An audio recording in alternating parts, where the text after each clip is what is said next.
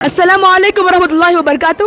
میرا نام محمد عبدان ہے اور آج میں سلطان صلاح الدین ایوبی کی دور کی سازشیں اور فکری حملے کے بارے میں بات کرنے والا ہوں. عیش عشرت اور عریانی کی ترویج. صلیبی اور باطنی عناصر نے اسلامی شہروں میں فحاشی، موسیقی اور رقص کی محفلوں کو فروغ دیا. کئی مسلمان شہزادے اور نوجوانوں شراب، گانے اور عریانیت میں مبتلا ہو گئے. دمشق، قاہرہ اور حلب میں کچھ ضربات صلیبی سازشوں کے زیر اثر تفریح گاہوں میں بدل گئے. مقصد یہ تھا کہ نوجوانوں کے جذبہ جہاد کو ختم کیا جائے اور دینی حیرت کو نیند میں سلا دیا جائے. فاطمی خلافت کے زوال کے بعد باطنی حروف تنظیمیں سرگرم ہوئے. ان کا مقصد یہ تھا کہ نوجوانوں کو اسلام کی غلط تعویلات سکھا کر ایمان و عقیدہ برباد کرنا تھا. یہ لوگ قتل، زہر اور جھوٹے خوابوں کے ذریعے ذہنوں پر قابو پاتے. سلطان صلاح الدین نے ان کے قلعہ شجر اور مسجد کو تباہ کیا اور نوجوانوں کو خیال و سنت کی طرف واپس بلایا.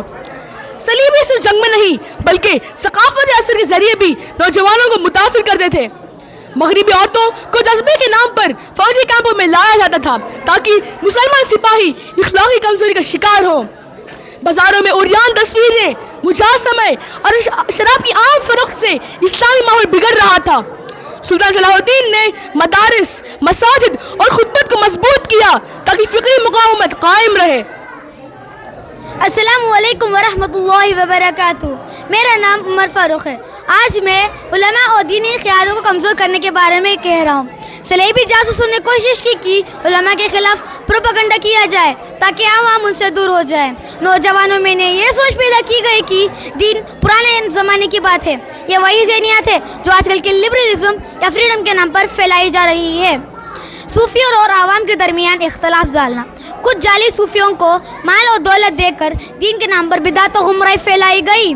اصل مقصد تھا کہ روحانیت کا صحیح مفہوم بگڑ جائے اور نوجوانوں اعمال سے بھاگ کر صرف نعرے پر اختلاف کریں. سلطان کی حکمت عملی.